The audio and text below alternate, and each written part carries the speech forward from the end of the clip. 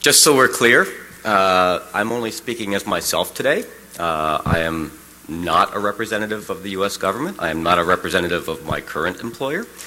I'm pretty sure neither one of them would be really happy with me up here talking, but I feel it's part of my duty as part of this community to kind of give you some stories that are personal stories from this community, as what I took into the government, what I learned while I was in the government, what I saw that was a little bizarre while I was in the government, and what I'm taking back out of it.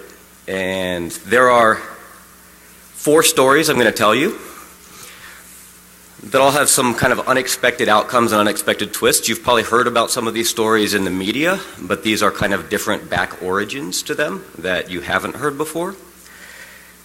I'll do my best to be as accurate as possible, but I'm going from memory from some of these, and some of these go back several years. Memory is imperfect, so I apologize in advance. So, I'm not trying to piss off or be pro or con any particular community, but I want understandings, which is why I'm trying to tell these kind of non-obvious stories. Somebody had tweeted me something encouraging me to do this talk, saying anything we can do to help people understand each other is good, because of course prejudice is bred from ignorance and exclusion. So you can kind of consider this my transparency/trip report from 3 years inside the DoD. Not long after I started working at DARPA, I got funding approval for the first of one of many programs that I would actually run. I know most folks are only familiar with a few of them. The first program was something called Cinder, and it was focused on super evolved advanced persistent threat. The program had nothing to do with whistleblowers, had nothing to do with humans. It was targeting autonomous software. Now, there was an author at Forbes magazine, Andy Greenberg, who found out that Julian Assange and I knew each other and have kind of known each other for, I don't know, like 20 plus years. And he wrote an article that, the way I read the article, attempted to pit me and Julian against each other, claiming that Cinder was a response to WikiLeaks. You know, a sexy story of hacker friends, you know, who have now find themselves at odds, one trying to spill the government secrets, one trying to protect the government secrets. Yeah, it's a sexy story. The problem is it's entirely untrue, because Cinder had nothing to do with that. So since he and other folks wanted to kind of make a story about me and Julian where there was no story before, I figured I'd tell you an actual story about me and Julian. This first story is called How the DoD Unintentionally Created WikiLeaks. So it was 2009. I had yet to go into DARPA. I was over in Germany for the CCC Congress, which, by the way, is awesome. And by the way, Berlin is freezing in December. So it's a couple blocks from the hotel over to the Congress, and I braved it across. It takes about like 10-15 minutes before your lips come back and you can actually start to form words again. So there was this talk that I wanted to see at the Congress, and I watched it. It was great. There was a gap between the next talk that I wanted to see, and the whole decision was, do I go back to the hotel and go out in the frigid Berlin winter, or do I find something else to kind of pass the time? It's CCC, it's easy to find things to pass the time there.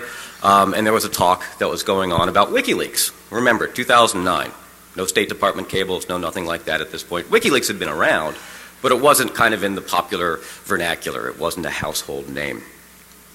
So I look and go, oh, what it's taking to run WikiLeaks, you know, how we do it behind the scenes operationally. I'm like, that's cool. And the talk's in English and it's inside, so yay.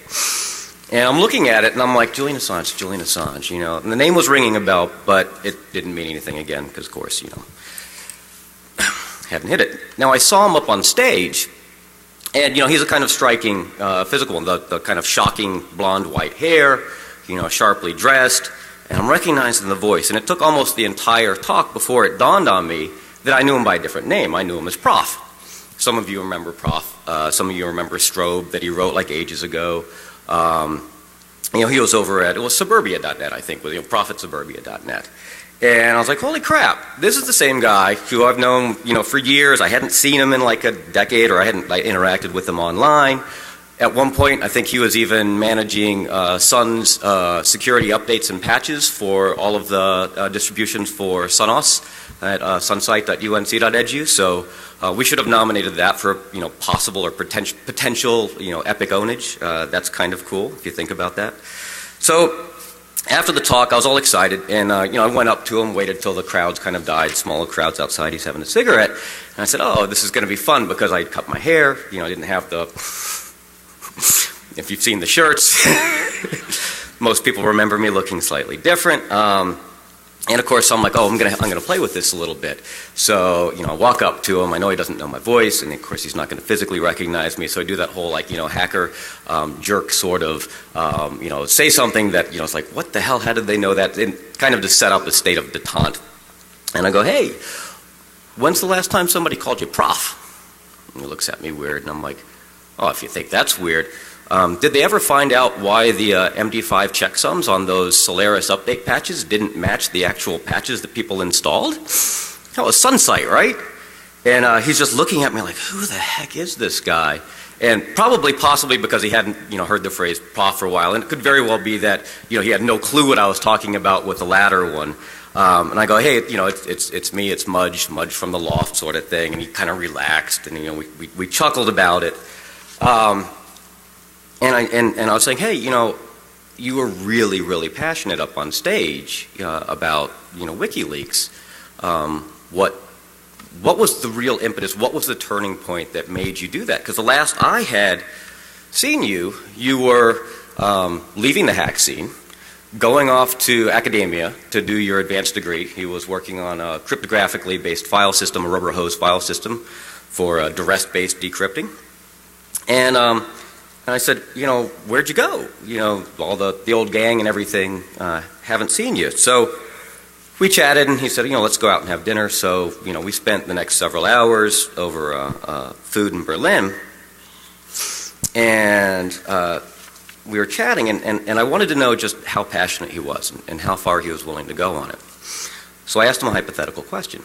I said, "Let's suppose back in the day, my thing was I collected packet captures of everything. Let's assume some of those packet captures have you going into other systems. Beyond a shadow of a doubt. If I submitted those packet captures, kind of incriminating you to WikiLeaks, would you release them?" And he looked at me, and it only took a couple seconds, and he said, "Hey, we get some very similar sorts of questions. Because people ask us, kind of on a parallel, if someone were to send us a list of the contributors to WikiLeaks, would we publish it?" And the answer is that, we don't want to know who our contributors are because we want to keep the protection there, we being WikiLeaks. I'm speaking as him from memory here. So we try to get in touch with the folks that contributed, but we won't know who they are. So ultimately, in case that list is real, we would have to publish it. I was like, "Oh, that's cool." And then he just, we moved on to the next topic. Now, if any of you have actually interacted with him or know somebody who has, they'll tell you that he is a very smart person, and that's absolutely right. And it took me probably an hour to realize that he never answered my question. But he told me a really interesting story, because he told me, and this is what stuck with me in 2009 from that dinner, what the turning point was. Now, maybe this was a story just for me, maybe it was, kind of the appropriate thing, but I took this to be kind of ground truth, and it stuck with me, which is why I'm telling you. And I used to tell people inside the government the same question when later WikiLeaks kind of popped up. He said, "Yeah, I had gone off, I was over at university doing my graduate work, something essentially fundamental research, which means something to the government folks. And he said it was funded, by the U.S. government. It was a grant. From like NSA type DARPA sort of funding. I don't know if those were the actual agencies. And he said it was during that time period where there was a big pullback from the DoD. And the message that the universities received was, we're not funding you to do basic research anymore. It's all classified now. His work got rolled up in that. Now, whether that was actually why it was being pulled back or if that was just the perceived message, I don't know. So if you think about it, here's a non-U.S. citizen who's made a life decision, go to graduate work, go, kind of leave the community that we knew him in, and all of a sudden, his funding gets pulled, and he's told that he's not allowed to know what it was that he was doing, not allowed to know what it was that he had, discovered, and no actual reason as to why the funding is. I mean, that's kind of what it's like when you're a graduate student and somebody pulls your funding, sort of thing. And this just really rubbed him wrong. And he said, this is the wrong reason for classification, if that's why he lost his funding. This is designed to keep people ignorant and withhold information, to keep folks disadvantaged. And he said it was at that point that he decided that he was going to devote his life to exposing people who tried to keep secrets. And hence WikiLeaks was born. So when folks in the DoD would ask me, hey, do you know this WikiLeaks thing, and what are your thoughts on how we could address it, they were a little surprised with my answer, going, well, by some accounts, the government actually created it in the first place. It was at that point during the night in the restaurant, Julian goes, well, so, that's what I've been doing for the past 10 years. What are you up to? I said, oh, I'm about to go work at DARPA. So that's my first story. Second story is about Anonymous and the Department of Defense. I remember Anonymous from way back. I mean, Anonymous, I use it as a proper noun, but obviously we're all familiar, and it's much more, it's kind of a movement, a thought, it's more ephemeral than that. And when I remember them, they were going after Scientology and RIAA, and there was all the 4chan sort of soap opera stuff going on. And at some point, their scope or the target, expanded to include the government. And general wisdom was that the triggering event was the DoD's response to WikiLeaks and Manning, etc. But the way I saw it, there was actually something else that was a bit more subtle that folks hadn't realized.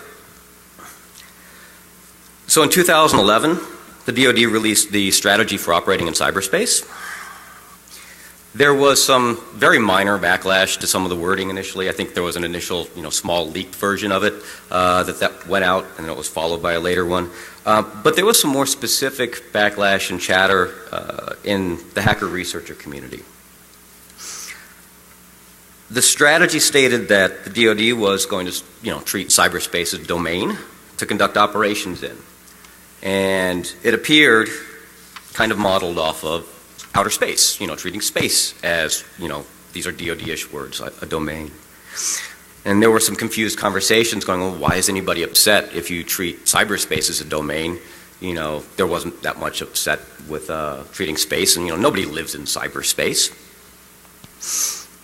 which you could kind of only hear inside the government, like a statement like that. Because if you think about it, we all live in cyberspace, and the hacker researcher community made made cyberspace. I'm really not a fan of that word. Made the internet and online, our homes, well before the government and everybody else kind of made it just where they always lived and did everything in. So if you send a message that that's somebody's backyard and that you're going to militarize and prep for war in somebody's backyard, that can sound really scary. And it can galvanize folks to respond. One of the problems was there was not an understanding as to who the message was actually intended for. So in addition to treating it as a domain, they said something else, which was, and in response to, and I'm paraphrasing, but in response to hacks, we'll consider responding with kinetic force. So if you don't actually specifically call out who the recipient of the message is, everybody reading it thinks it's directed to them. I read it. I thought it was directed to me. And I'm going like, what the heck? I joke my buddy and I replace his HTML, the main web page, and that's considered a hack, and all of a sudden I've got somebody launching a Patriot missile at me. I mean, this makes no sense. What level of hack? Because if we look at like CFAA response, maybe they actually think a Patriot missile is the right thing for, defacing a website. I don't know. And none of these are the right questions because I'm not the intended audience. But of course I'm reading it as if I was. And of course the logical next question is, wait, do they understand how attribution works? Because, what if I do it, bouncing through an ally? What if I do it from within the U.S.? Are they going to kinetically respond against themselves? I mean, and you kind of go, okay, wait, back up. If the message were directed to, let's say, other countries, somebody in specific that's got a significant power, that they say, look, we're talking about critical infrastructure or something of that nature. If you turn off the lights in New York, we'll probably be able to figure out who you are because you're not a small little hacker defacing websites, and maybe there's attribution in place that we can respond to. That would have been an entirely different sort of message. And I wouldn't have read it as the whole like, wow, if I get root on something in my own system, is the government going to shoot me? Which is just silly, but I wasn't the only person who read it that way. And it's nice having been in this field and in the hacker researcher community for, going on almost 25 years. Well, actually, over 25 years. And some folks were sending me, they're like, hey, have you seen what's going on in the chat rooms? And there were some folks who were claiming affiliation or claiming support of Anonymous that were going, hey, have you read this? Look who's trying to prep for war in our backyards. Do they even understand how attribution works? This is bullshit. If they think they can find me, it's on. Let's go. And the next thing you know, there were a couple websites defaced. And they ended in like .gov. Now, this is where it gets kind of funky. Defacing a website is kind of a message. It's a little warning shot. But that's in a language that govies don't know. So the govies didn't get the message as far as, what I saw. So here's the initial strategy for operating in cyberspace that goes out. It's probably directed to somebody else, but by poor messaging is misinterpreted by a group. The group responds, fires a warning shot. The warning shot isn't understood. And it's like, hey, what are these vagabonds doing? Look at the little street punks or whatever. They're not somebody who actually has a message that we should actually engage in. And it's just this little cascading effect. So that's kind of unfortunately where I saw, the expanding of scope and a lot of misunderstandings. I'm not saying the two groups should be friends. And I'm not saying one group is good and one group's bad. But when you send a message out into the world, and this is for both groups, you really need to make sure it's understandable by all the parties that are going to receive it. You can't assume it's just going to be read by the person you had in mind. With all love and respect, there's one very obvious commonality between the hacker researcher group and the government, and is that they can be very arrogant and expect everybody will speak their own language and that they don't have to speak anybody else's. And I think that's a really common mistake.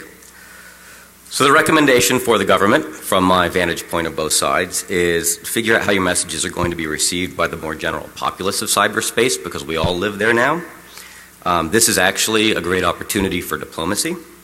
And you can kind of think of it like the lost city of Atlantis, because cyberspace kind of took them, I think, the world by surprise. Obviously hasn't been around that long. So what if Atlantis just popped back up and there was an advanced, very technically capable group of people there? You wouldn't sit there and ignore them. You wouldn't taunt them. You wouldn't attack them. You'd probably actually try and understand them and figure out how messaging to somebody else might be interpreted to them. You might even try and figure out where you guys already, see things eye to eye and where you have differences. So my recommendations to the citizens of cyberspace is keep in mind that the government, and in particular the DoD, has very specific focuses and goals. And they often only see things from their own point of view because they're really focused on doing that job. And when you read things that appear to be a message directed to you or your community, coming from an unlikely source, you should question whether or not the message is actually intended for you, or if it's just intended for somebody else and really poorly worded. And if you still think a response is necessary, you really need to think about the message that you're sending to make sure that you don't make the same mistake in return.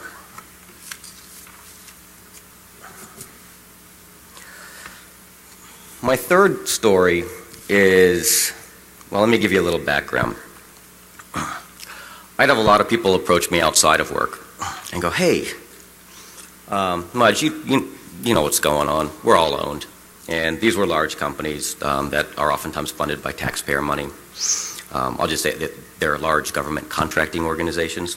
And it's like, hey, why don't you start a program that actually pays us to go clean up the compromises, or at least figure out what happened and how bad the damage was? Isn't that your job? And it made me think that there's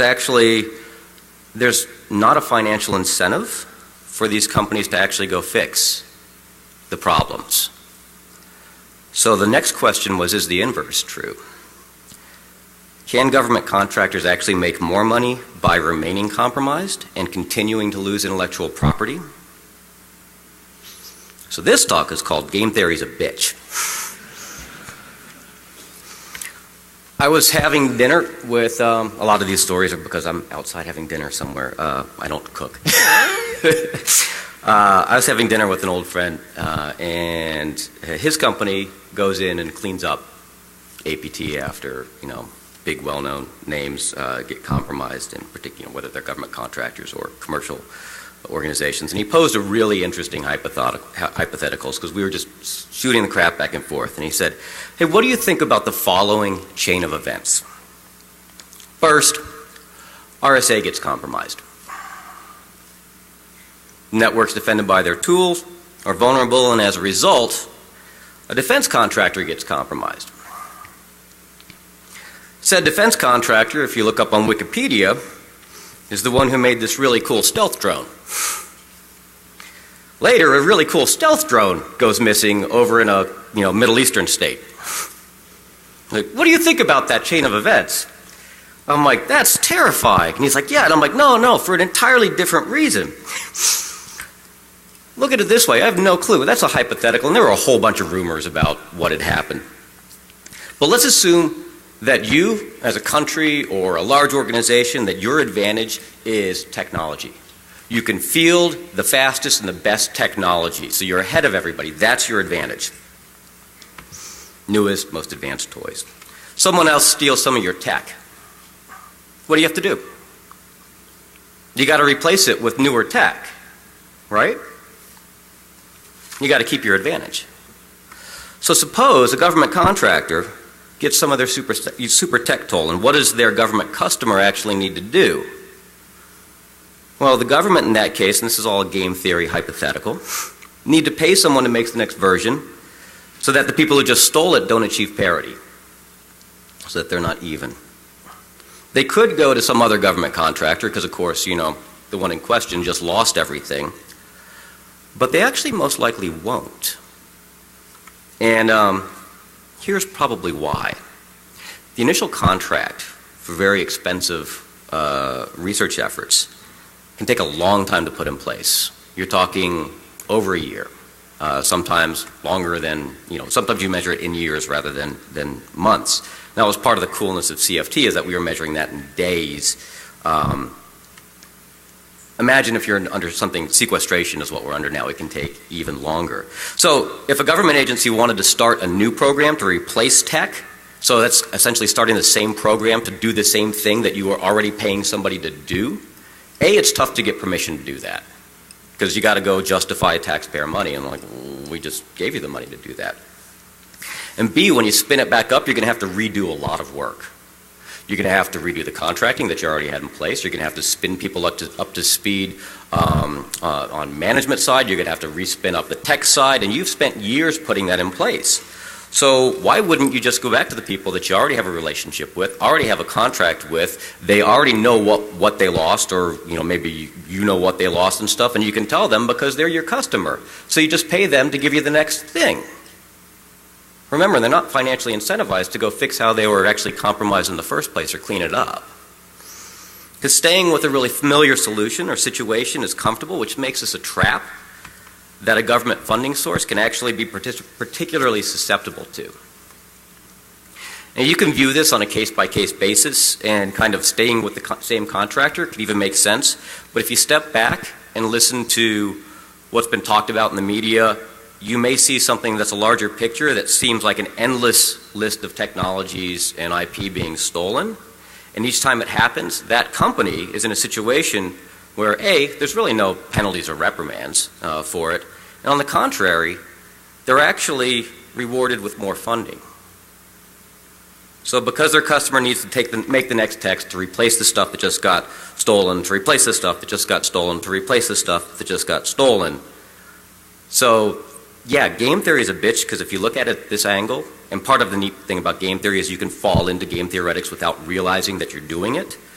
Government contractors can actually be in a situation, or are actually in a situation, that they're financially incentivized in some places not to listen to their network sysadmins and not actually to really deal with the problem, perhaps the way with the drastic changes that need to be made.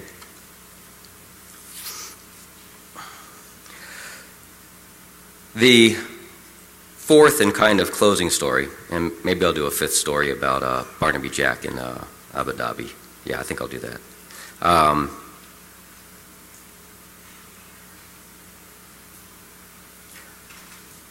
The fourth story, sorry, I just mentioned Barnaby Jack and I just start getting a little teary.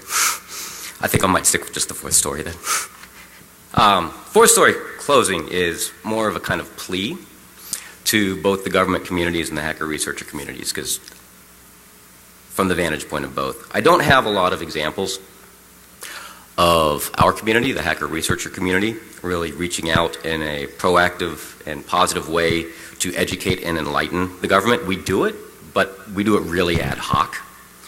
And I think we need to try a little harder to do specific examples. I've been a little upset about some of the things in the news lately. And actually, one of your options, it is a scary option, is to actually go inside and try and fix them there. People will fight you tooth and nail. It is not for the faint of heart. But that's actually what I did when I went over to DARPA. I didn't go there because I thought it was cool. I didn't go there because I wanted to be a part of the government. I actually went there because I thought that they and other parts of the government had kind of lost their way. And I had an opportunity to go in and fix it. I did get a really nice unofficial email from somebody recently, and it was about CFT, which makes me think that we actually, because you guys were all a big part of that, did manage to pull some of that off. So I'm going to quote from this email I got to my personal account. And the person said, I recently had a meeting with all the agencies and DoD services, and listening to them, it was my turn to be terrified because of how out of touch with reality they were with cybersecurity and cyber defenses. And it made me realize how much I and the DoD owe you, and that's us, for a cyber fast track. And here's the part where I was really happy. He said, I thought CFT was showing the government how they should be doing contracting, but now I actually understand what you were doing. It was showing the government that what the real state of the art is, why they should be afraid of people on the inside who continue to just preach the status quo and throw money at the same problems the same way they have done before. So that was actually pretty cool, because they're starting to realize that. And I've heard people at high levels, flag officers, a couple pockets were starting to refer to hacker researchers as researchers. It was hacker equals researcher, not hacker equals criminal. And I thought that was really cool. It's not saying that we should go all in and support the DoD, and I'm not telling you should like the DoD. I've got a lot of issues with the DoD. I will continue. I'm sure they've got a lot of issues with me. This talk might even be one of them. But what happens there is, now that they know where some of the real ideas and some of the real talent come from, they're undoubtedly going to try and reach out and tap into it in various ways. And this kind of goes back to an earlier story where they kind of project their problems and their images and their goals on somebody else. So there's likely to be some uninformed and failed outreach efforts. So I've got a couple of recommendations to the government that maybe will help with that. So I think it's really cool when government officials throw on blue jeans and a black t-shirt, because of course then they're part of our community. But that's not necessarily all there is to interacting with us. And it makes sense before you present at a conference like this that you should probably consider attending one and actually interacting and getting to know the people. There was one guy, there was a 3-star general who did that at ShmooCon. And I thought that was one of the coolest things. And he wasn't there for any agenda. And I remember conversations with him afterwards. He actually had an understanding. He was like, oh, this is awesome. No, there's no way people should try and go in and mess with them or try and co-opt them or try, I was like, yeah, exactly. That's us. That's the citizens. That's the population of the U.S. So the message, to the other ones who haven't really made that turn is go and actually interact. Now, the response I'd get was, the schedule's too crazy. Can't possibly do it. And I saw those schedules, and sometimes I was even on those schedules. But if it's important enough, I acknowledge they are crazy schedules. These guys work like bears, which isn't to mean that they sleep for half the year. Bad analogy as soon as I said it. I was going to say like a swear word, and bears came out instead. Anyway.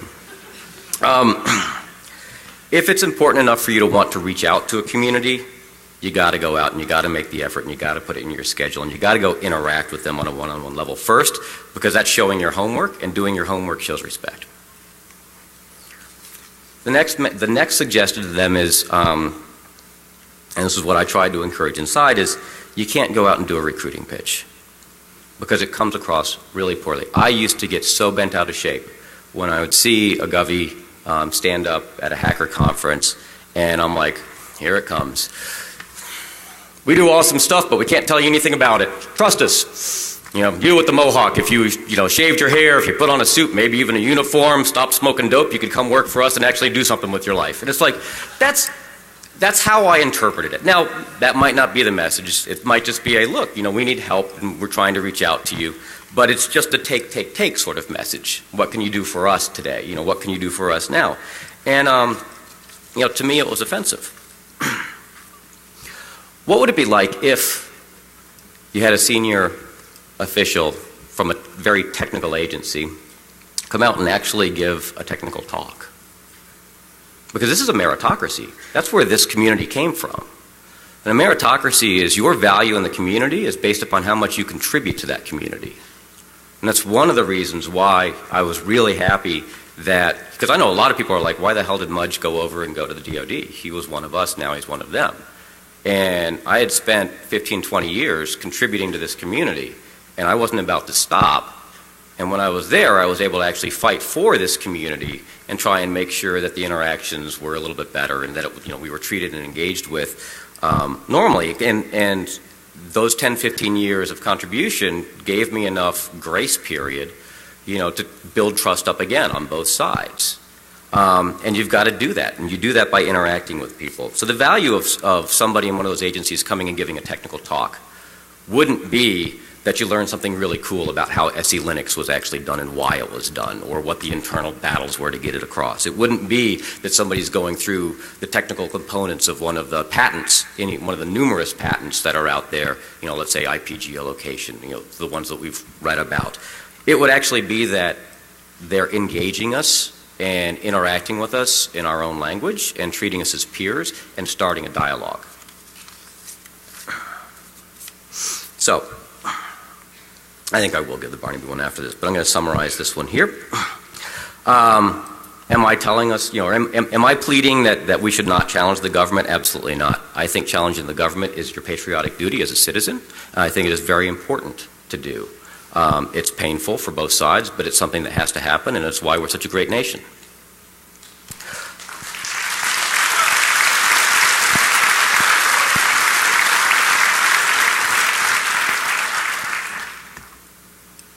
We also need to, you can't train a dog just by repeatedly beating it. It'll learn some stuff, but it'll probably learn stuff that you weren't intending, and it'll bite you at some point. So when you see the dog do something good, it's nice to give it a treat. And there are certain little pockets inside the government. And one of the things that I think that we as a community can do better is, yes, we need to challenge the stuff that we're seeing. We need to challenge the things that are in the news. But if you see a small pocket of hope, like if you see a congresswoman that's helping put through Aaron's Law, change.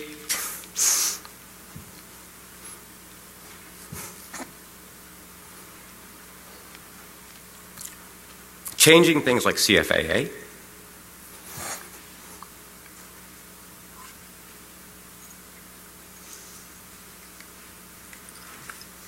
I don't deal with losing people well.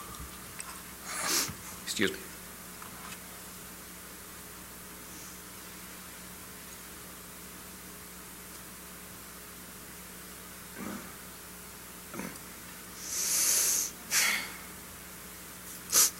If somebody's going to change CFAA, we need to support them. We need to help them. We need to encourage them for actually going, because they're going to get a lot of crap thrown at them. And they're actually doing the right thing, and there's not a lot of people supporting them. So we need to be more vocal as a community to actually support them. There was a colonel in the Army who managed to get the NSA to have to include Little Brother as a book that they read as part of their training. Have you read Little Brother, Cory Doctorow? That's awesome. That helps sensitivities. That guy caught a lot of crap for that. And it was really cool. I mean, there's nothing wrong with that book. That book gives you a new way of looking at things. And the more ways you have of looking at it, the more understanding you have and the more positive outcome.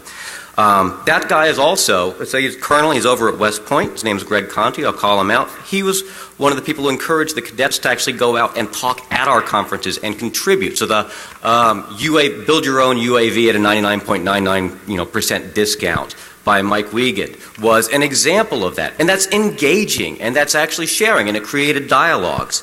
At ShmooCon, he and his colleague walked through their training course that they ran at Fort Meade to try and socialize folks. It was Lessons of the Kobayashi Maru. I highly recommend you go watch this talk because he had to teach them how to cheat.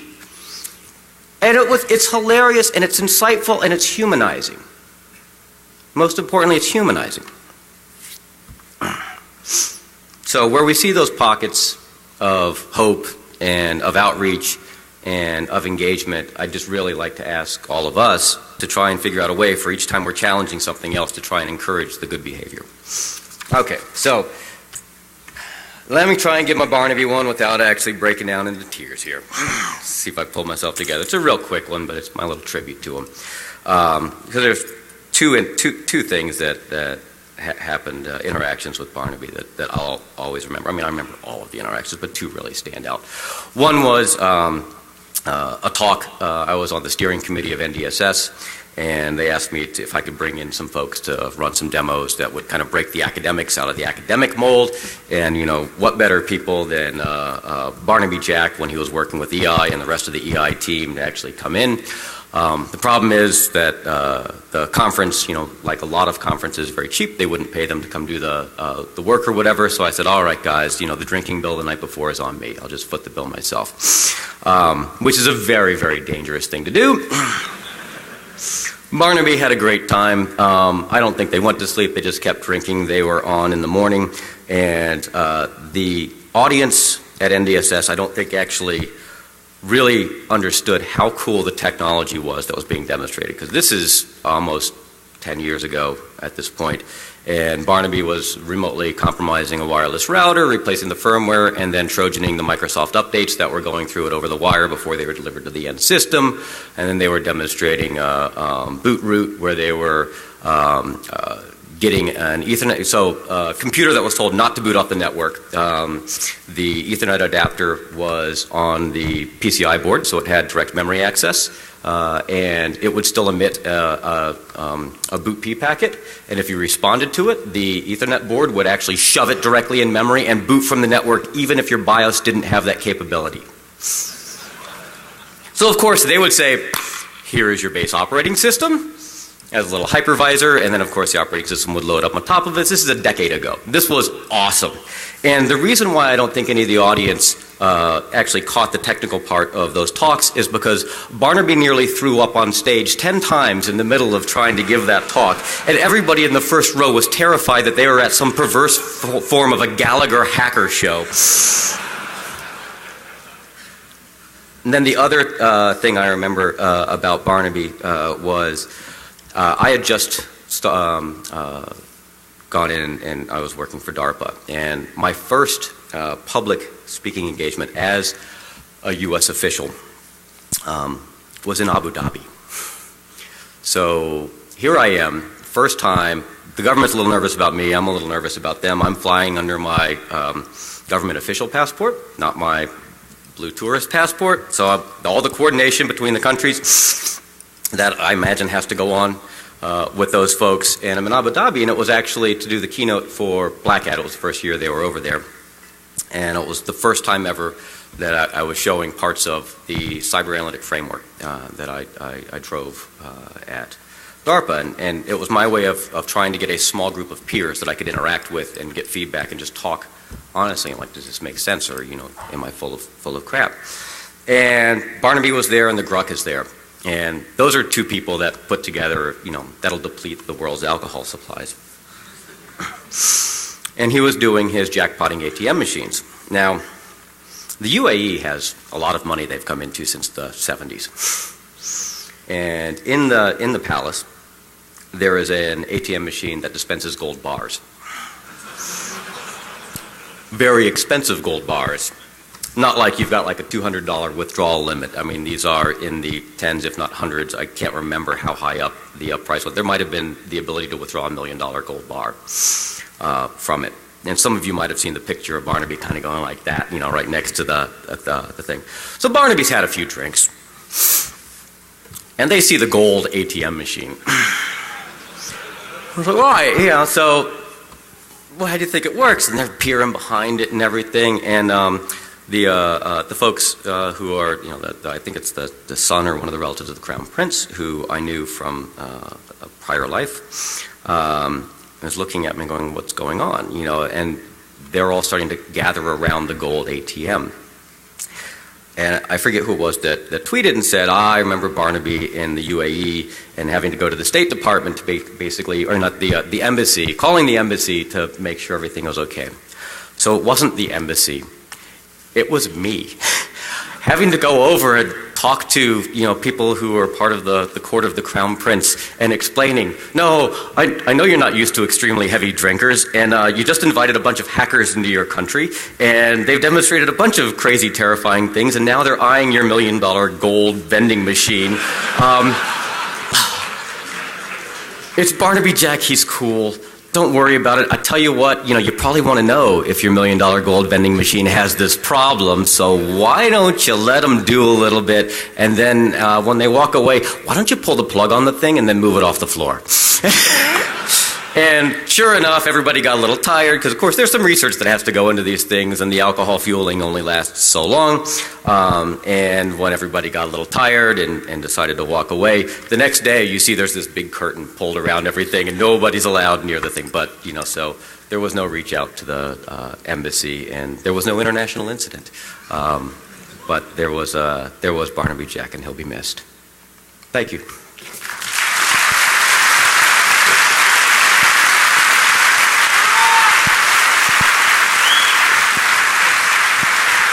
Can't go anywhere. Go on, buddy. Great talk. So, I'm John Oberheide, but I'm joined up here by just a very small subset of the CFT performers that were involved with Mudge's DARPA program, Cyber Fast Track. So, we want to take an opportunity. Hold on a second. Hey!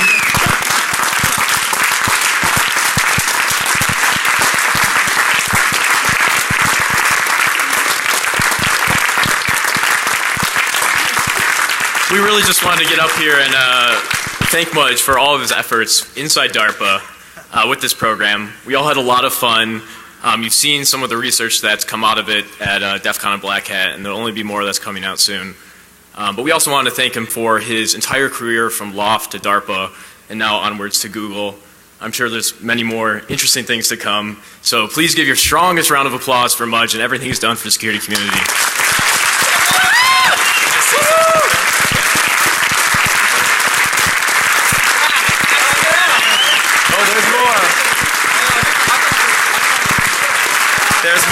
There's more. Don't go anywhere yet. We're not done.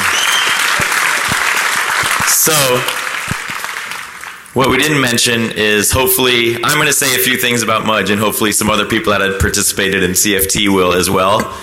My name is Joe Grand, and I've known Mudge for a really long time.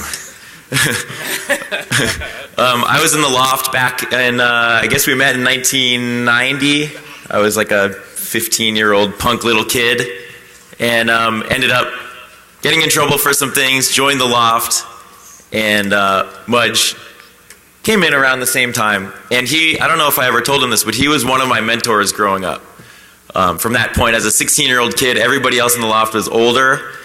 I sort of got to see, the experience of somebody that was like 6 or 8, I don't know, how 20 years older than me, I don't exactly know. He never actually told me his age. But it was something that, I got to sort of follow along. I was in the loft, and it was a great experience, and I sort of grew up in that from 16 to 22. After we started that stake, we sort of disappeared for a while. Mudge went one way, I went another. Some of the other guys sort of, just disappeared. And then he sort of surfaced, I guess, 2008 or 9, and, it was like all of a sudden, Mudge is back and he's in DARPA. And I was like, holy shit. Mudge is back, and he's working for the man. And here I was, grew up with him in the loft, and there's a lot of stuff in the loft that you guys don't know. And it was awesome. And I didn't really know what to think. I was still involved in Defcon and the hacker community, and it was just, to me, seeing that, it was like, wow, that was a big jump, and that takes some serious balls to do that. And I could never imagine doing that. And I think everyone was like, what's going to happen? Like, what's he actually going to do out there? So it turned out to be an amazing thing. CFT happened, and a huge number of my friends ended up doing all these projects. Charlie Miller had 2 projects in CFT, and I was like, how is everybody doing all this stuff? Like, I want to do a project for CFT. And I was running with Charlie one day, and he's like, yeah, you should do it, man. And, Mudge has this whole thing wrapped up. You just write a proposal, and he reads it, and if it gets approved, they'll just send you money, and you can work on stuff. I'm like, really? Is it that easy? He's like, yeah, do it. And that was last year. So I was like, I don't know. Do I want to work for Mudge again? Like, that's going to be really weird. Like, we were in the loft, and I don't want him to be my boss. For real, this was his hugest complaint. I'm like, they'll give you money. He's like, I don't want to work for Mudge. Yeah, so, but he's like, it's not working for Mudge. Some other group takes care of it. So I'm like, all right, cool. And I thought it was a great thing that he was doing. So I submitted a project that got rejected. And I'm not sure I'm allowed to say this because I don't know if it was part of the official process, but he called me up. Like, I submitted the proposal, and like 15 minutes later, he calls me. He's like, I need to talk to you in person about this. I don't want to just send you an email. So he, explained the process to me. I'm like, all right, that's cool. Too much engineering, whatever. It didn't fit the DARPA thing, the CFT thing. I'm like, okay, that's fine. But it sort of drove me to I was like, I got to get a CFT in. All my friends are doing it. It's like, I got to take advantage of this while I can, man, before it goes away. So eventually I got one in, and I'm still working on it right now. And it occurred to me that it's not that you can you're doing this project to make money, right? You're not doing a job to make money. It's the fact that you're able to get money to do what you want to do, and it's almost, you do what you love to do, and you're not losing money. Is sort of what it is, and that's sort of what we tried to do at the loft. Is do what we want to do and not lose money, but make sure that we can keep kind of pushing things. So I don't know. I just want to say that. I don't know if you notice on the back. Could someone turn around? On the back of these shirts, it says "Making the Theoretical Practical Since 1992," and I don't know how we came up with that. But that was one quote that we talked about, writing exploits and kind of showing vendors look, this is a possibility. But the one that isn't on the back of this shirt is what we always used to say about making a dent in the universe when we were at the loft. I think Mudge actually came up with that. So we'd be in interviews and news stuff and press, and Mudge would always say, we're going to make a dent in the universe. And I was like, yeah. I said it, but I was like, that's total bullshit. How are we going to make a dent in the universe? We're 7 guys with, he had long hair, as you know, and 7 guys in a warehouse. How are we going to actually make a dent in the universe? Other than in the hacker community, that's that's not the universe. That's our universe, but it's not the universe. But he actually believed it, and I was sort of I was going along with it, but he believed it, and it didn't actually hit me until he got to DARPA and did CFT, and it's holy shit, he did make a dent in the universe. what he did in the work that came out of CFT, like, totally changed the world. Whether it's immediate or whether it's later, it changed the government, it changed the thought process. It's amazing. So I just wanted to personally thank him and welcome him back out of working for the man, back into, like, the normal world. So thanks.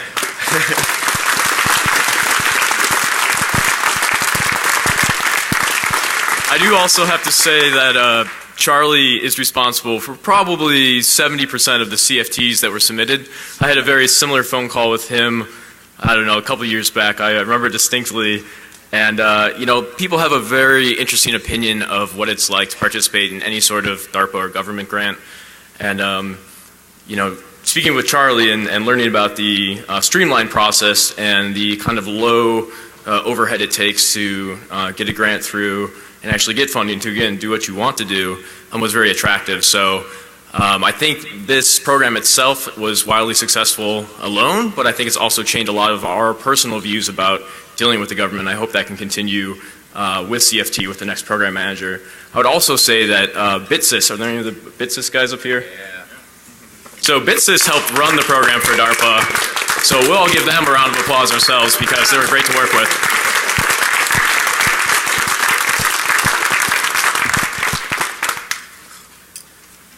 You know, I hadn't registered for Defcon in over 20 years, which brings some perspective. And I've known this guy for a very, very, very long time.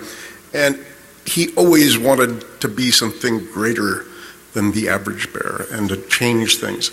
And I don't know if he'd mind me saying this, but I'll say it anyway. Back in the day, when his hunger was great, he asked me to take over the loft, which is probably a bad idea, for a variety of reasons, but I had faith in them that he is going to figure it out, and he did. And I've worked for him now for the last couple of years. Unfortunately, I've been fired by him because the program's ending, but congratulations, guy, you really did good. Thanks, Dan. Thank you.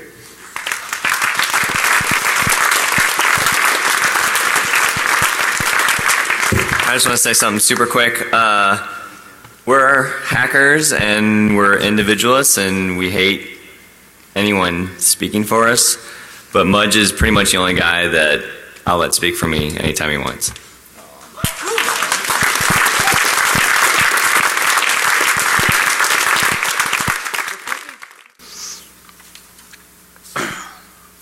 This first story is called How the DoD Unintentionally Created WikiLeaks. So it was 2009. I had yet to go into DARPA. I was over in Germany for the CCC Congress, which, by the way, is awesome. And by the way, Berlin is freezing in December. So it's a couple blocks from the hotel over to the Congress, and I braved it across. It takes about like 10, 15 minutes before your lips come back and you can actually start to form words again. So there was this talk that I wanted to see at the Congress, and I watched it. It was great. There was a gap between the next talk that I wanted to see, and the whole decision was, do I go back to the hotel and go out in the frigid Berlin winter, or do I find something else to kind of pass the time? It's CCC. It's easy to find things to pass the time there. And there was a talk that was going on about WikiLeaks. Remember, 2009. No State Department cables, no nothing like that at this point. WikiLeaks had been around, but it wasn't kind of in the popular vernacular. It wasn't a household name. So I look and go, oh, what it's taking to run WikiLeaks, you know, how we do it behind the scenes operationally. I'm like, that's cool. And the talk's in English and it's inside, so yay. And I'm looking at it and I'm like, Julian Assange, you know. And the name was ringing a bell, but it didn't mean anything again, because of course, you know.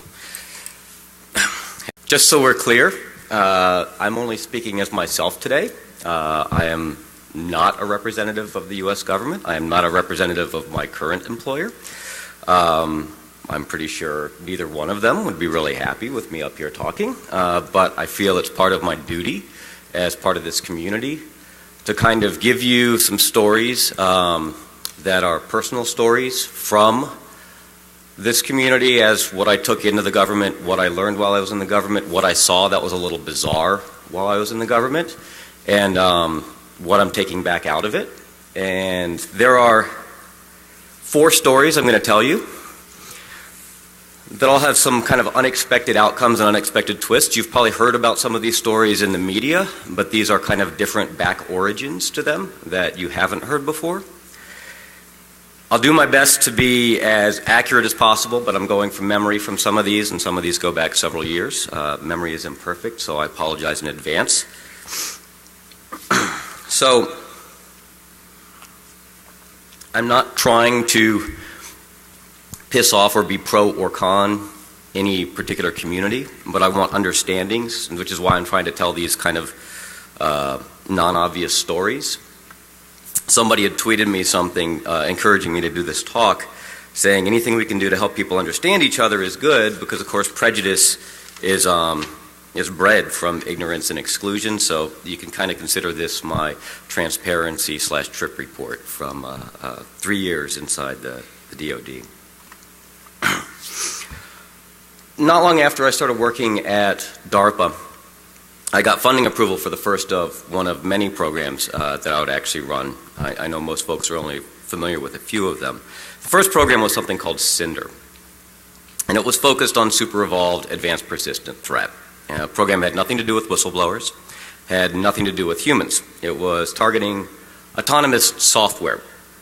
Now, there was an author, Forbes magazine, Andy Greenberg, who found out that Julian Assange and I knew each other and have kind of known each other for, I don't know, probably 20 plus years.